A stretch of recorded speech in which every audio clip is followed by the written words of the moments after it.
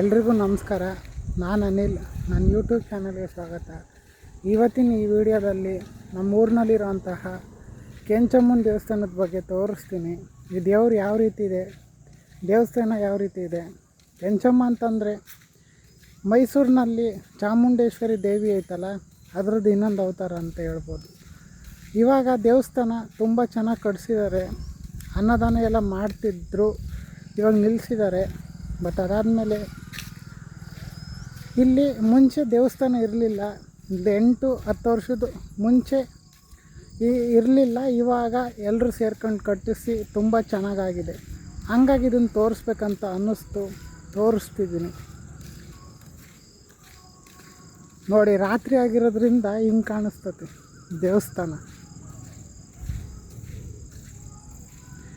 ದೇವಸ್ಥಾನದ ಹಿಂಭಾಗದಲ್ಲಿ ಏನಾರ ಸಾಮಾನುಗಳು ಇಟ್ಕೊಳಂಗಿದ್ರೆ ಇಟ್ಕೋಬೋದು. ಇದು ನೋಡಿ ದೇವಸ್ಥಾನ. ಇದು ತುಂಬ ಜನರು ಧನ ಸಹಾಯ ಮಾಡಿರೋದ್ರಿಂದ ಇದು ಕಟ್ಟೋಕ್ಕೆ ಸಾಧ್ಯ ಆಗಿದೆ. ತುಂಬ ಚೆನ್ನಾಗಿದೆ ದೇವಸ್ಥಾನ ಇದು.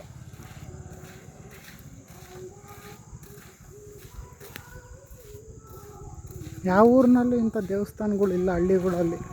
ಈ ಊರಿನಲ್ಲಿ ತುಂಬ ಚೆನ್ನಾಗಿ ಕಟ್ಟಿದ್ದಾರೆ.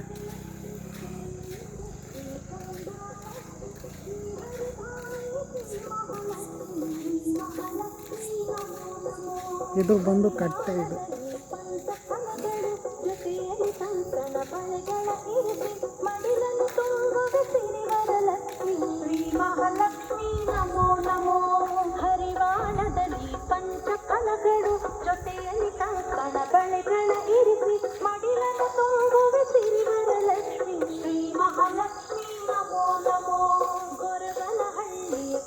ಅದಲ್ಲಿ ಏನಾರ ಕೇಳಂಗಿದ್ರೆ ಕೇಳ್ಬೋದು. ಏನೇನೋ ಸಂಪ್ರದಾಯಗಳೆಲ್ಲ ನಡೆಸ್ತಾರೆ ಇಲ್ಲಿ ಮರಕ್ಕೆ.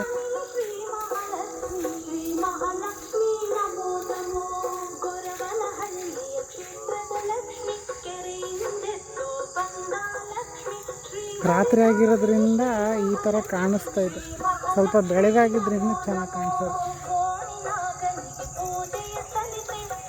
ಇದು ಎಂಟ್ರೆನ್ಸ್. ಇದು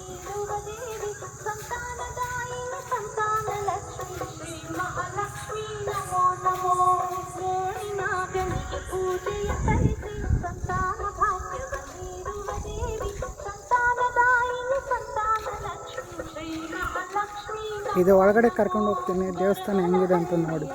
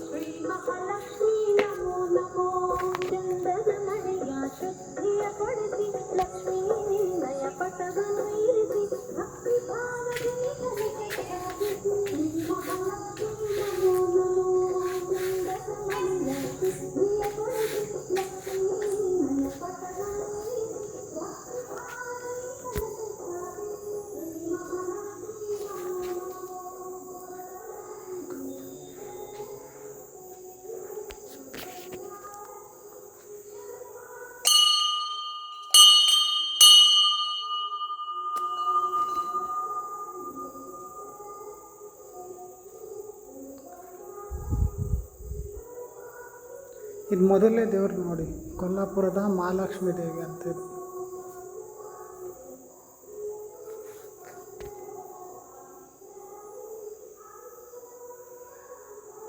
ಇದು ಒಂದು ದೇವ್ರು. ಇದು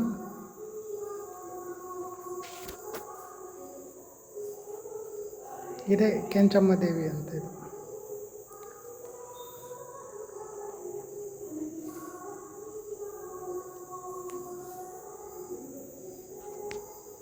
ನೋಡಿ ಎಷ್ಟು ಚೆನ್ನಾಗಿದೆ.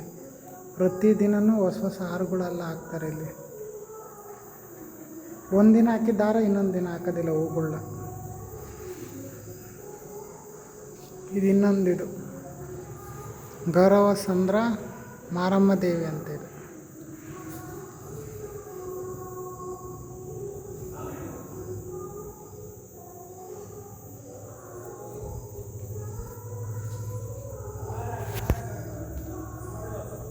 ನೋಡಿ ದೇವಸ್ಥಾನ ತುಂಬ ಚೆನ್ನಾಗಿ ಕಟ್ಸಿದ್ದಾರೆ.